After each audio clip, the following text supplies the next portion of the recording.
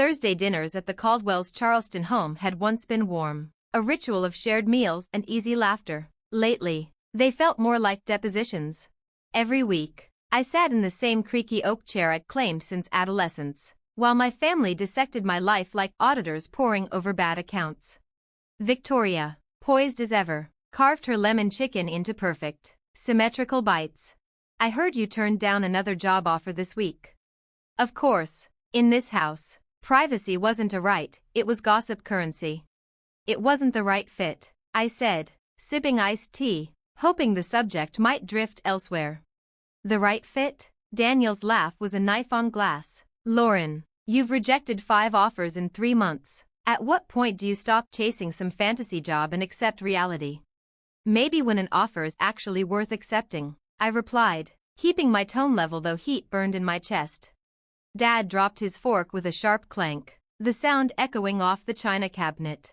Worth accepting? Lauren, you're 32. You rent a shoebox apartment above a coffee shop. You drive a 12-year-old Civic with a dent in the door. What exactly are you holding out for? Something that aligns with my values. That earned me laughter, cold, brittle, rehearsed. Your values? Victoria smirked. You mean the value of unemployment? I'm not unemployed. I freelance. Writing copy for dog treat companies? Daniel shot back. That's not a career. That's a college side hustle. Mom, quiet until now, finally spoke. Her tone was calm, but her words landed heavy. Lauren, we've defended your choices to our friends, our neighbors, our colleagues. I never asked you to. No, Dad said, but we did, because family protects family, even when one member makes choices that drag down the rest. His words hung in the air like smoke, acrid and suffocating. But patience has limits, Mom added. Her eyes were steady, but her voice carried finality. And frankly, we're tired of being embarrassed by you. The knot in my stomach tightened. This wasn't just criticism. This was judgment, premeditated and unanimous. What are you saying? My voice was steady, though dread crept in. Victoria and Daniel shared a glance, the kind exchanged when lines have been rehearsed. We can't keep associating with someone who refuses to live up to their potential, Victoria said smoothly. It hurts our reputations, our businesses, our social circles. Your social standing? My voice cracked with disbelief. Yes, Daniel snapped. Do you know how humiliating it is to admit my sister is a 32-year-old freelance copywriter? I'm up for senior partner. Lauren, having you in the background makes me look unstable. And you make me look unserious, Victoria added. No one takes me seriously at charity galas when my own sister still lives like a grad student. I stared at the faces I'd spent decades celebrating birthdays and Christmases with, now staring back at me like I was the smudge ruining their family portrait. So what? I asked quietly. You'd rather I take a soul-crushing job just so you feel less awkward in cocktail conversations? We want you to grow up, Dad said flatly. To stop pretending your ideals are more important than responsibility. What responsibility? I snapped. I pay my bills. I owe you nothing. You owe us the courtesy of not embarrassing us, Mom said coldly. At least pretend to be successful. I am successful, I shot back, louder than I meant. I write about things that matter, sustainability, ethics, justice. None of which pays, Victoria cut in. The silence that followed was jagged, unbearable. Dad's voice broke it, low and dangerous. Your mother and I built this family on stability, on sacrifice, on planning, and you sit there telling us none of it matters. That's not what I said. It's exactly what you said, Victoria cut in, her tone like a scalpel. You're dismissing everything we've built, everything we value, because you value the wrong things. The words slipped out before I could stop them. Because you value the wrong things. Instant regret. The explosion came fast. The wrong things? Dad roared, shoving his chair back so hard it toppled. We value hard work, responsibility, contribution, building something that lasts. What's wrong with that? You care more about appearances than authenticity, I snapped, rising too. You're obsessed with what strangers think, when none of that actually matters. And what does matter to you? Mom's voice could have frosted glass, because from here, it looks like nothing. Not your family, not your future, not your obligations. That's not true. The protest sounded weak, even to me. Isn't it? Daniel leaned back, arms crossed. When was the last time you supported me at a client event, or helped Victoria at a charity gala? When did you ever lift this family up instead of dragging it down? My mouth opened, then closed. They'd stopped inviting me years ago. Mom's hands trembled as she gripped her wine glass. We gave you every advantage, every connection, every chance to prove yourself as the daughter we raised. And you squandered them, Victoria finished. They weren't opportunities, I shot back, my voice cracking with urgency. They were traps, paths to turn me into someone I'd despise. Dad's laugh was short, bitter. You think stability, respect, and a home would make you miserable? Do you know what makes people miserable, Lauren? Poverty, instability, watching your own family hang their heads in shame. The words hit harder than I expected. My chest tightened. You're ashamed of me, I whispered.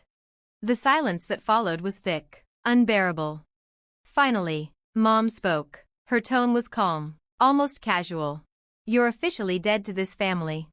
She speared a bite of lemon chicken as if she hadn't just disowned me. The others didn't flinch. Victoria turned to Daniel, asking about his latest investment trip. Dad commented on the Cabernet. Mom complimented her own seasoning. They laughed. They planned. They erased me in real time. I sat frozen, staring at my untouched plate, until instinct made me check my phone. A single notification lit up the screen. Congratulations! Your article "The Hidden Environmental Cost of Fast Fashion" has been selected as a finalist for the National Environmental Journalism Award. Winner announced tomorrow. Confirm attendance. I read it 3 times, then a 4th. The National Environmental Journalism Award, a $50,000 grant, guaranteed coverage in major outlets. 6 months ago, I'd bled for that story, traveling across continents, interviewing cotton farmers, factory workers, executives, scientists, the work they dismissed as blogging. I slipped the phone back into my purse without a word. Let them finish their dinner. Let them believe they've cut me off. Tomorrow, they'd learn exactly who they'd just buried. The rest of the night blurred. No goodbyes. No one walked me out. Back in my tiny apartment, I laid out outfits with trembling hands, preparing for a moment I'd once thought impossible. The next morning, in my black sheath dress, last worn to interviews that went nowhere, I stepped into the Charleston Grand Hotel. The ballroom was packed. Editors, journalists, industry titans, faces I'd seen on TV, names I'd worshipped in bylines. Now, I was among them. The ceremony unfurled in a blur of tributes and applause. My palms dampened as they neared my category. The award for Outstanding Environmental Investigation goes to... The presenter tore open the envelope. Lauren Caldwell, for the hidden environmental cost of fast fashion. For a heartbeat, I couldn't breathe. Applause crashed over me as I walked to the stage, legs unsteady, heart on fire. The Crystal Award glimmered under the lights, scattering rainbows across the room. Ms. Caldwell, the presenter smiled. Would you like to say a few words? I looked out at a sea of peers, real peers, cheering my name. And for the first time in my life, I knew exactly what to say. Thank you, I began, my voice steadier than I expected. This award represents 3 months of research, dozens of interviews, and countless hours of writing. But more than that, it represents the power of journalism to uncover truths that those in power would rather keep hidden. Applause rippled, then swelled. When I started this investigation, I was told fashion journalism wasn't serious, that environmental reporting didn't matter, that I was wasting my time. But often, the work that matters most is the work no one understands, until it forces change. By the end of the night, I'd shaken hands with editors from top publications, 2 documentary filmmakers, even a literary agent hungry for a book pitch. My phone buzzed non-stop before I even left the ballroom. Back at my apartment, I set the Crystal Award on the counter. Messages flooded in, congratulations, interview requests, speaking invitations. Then came the family texts. Victoria, 7:30 p.m. Saw the news. Impressive. Daniel, 8:15 p.m. Mom mentioned the award. Cool stuff. Mom, 9:45 p.m. We need to talk. Call me. Dad, 10:20 p.m. Saw your name in the paper. Let's discuss. I answered none of them. The next morning, a knock shook my door. My family stood in the hall, awkward, stiff, rehearsed. Lauren, Mom began carefully. We think there may have been a misunderstanding. A misunderstanding? My voice was flat. We didn't realize you were working on something so important. Victoria rushed. If you had, I asked, you would have what? Respected me? Not declared me dead to the family? Dad cleared his throat. We may have been hasty in our judgment. Hasty, I echoed. That's one word for it. Daniel shifted. This award, it's a big deal, isn't it? It's the most prestigious honor in environmental journalism, I said evenly. And the prize? Mom asked carefully. $50,000, I replied, plus guaranteed publication. The silence that followed was thick. Lauren, Dad said finally, we owe you an apology. Do you? I asked. Because yesterday, I was an embarrassment. Yesterday, my values were wrong. Yesterday, you cut me out of this family. We didn't understand, Victoria began. You didn't try to understand. I cut in. Not once. Mom stepped closer. We want to make this right. How? I asked. By throwing me a dinner now that I've been validated by people you respect? By bragging about me while still dismissing the work itself? Dad's voice cracked. We made a mistake. Please, give us a chance. I studied them, the people who had made me feel small for years. Here's what's going to happen. I'll keep doing the work I believe in. If you can respect that, even when you don't understand it, then we can rebuild. But if you ever reduce my worth to your reputations again, we're finished. They nodded quickly, agreeing, but I saw the calculation in their eyes. And I was right. In the months that followed, they paraded my award when it helped them. Daniel used it with clients. Victoria at her firm. My parents at neighborhood dinners. But they never read my work. They never asked what was next. When the buzz faded, so did their interest. Daniel slipped back into his blogging jokes. Victoria stopped mentioning me. My parents returned to suggesting safer careers, always tacking on. Of course, we're proud of your award. That was when I knew nothing had truly changed. So I changed.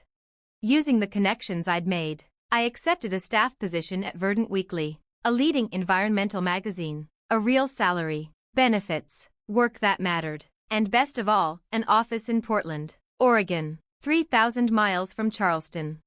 I didn't tell my family until after I moved. You moved without telling us? Mom's voice trembled with hurt.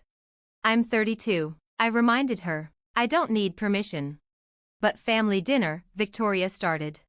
We can still talk, I said, but on my terms. No more measuring my life against your expectations.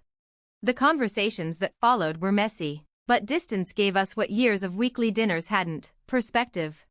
They began reading my work, not to brag, but to understand. Daniel asked about sustainable investing. Victoria admitted my investigations opened her eyes. Even my parents, eventually, stopped talking about stability and started talking about impact. 2 years later, when I won a Pulitzer for exposing corruption inside the EPA, the call was different. They didn't ask about the money. They didn't ask how it would help them. They said, we're proud of you. Your work matters. And for the first time, I believed them.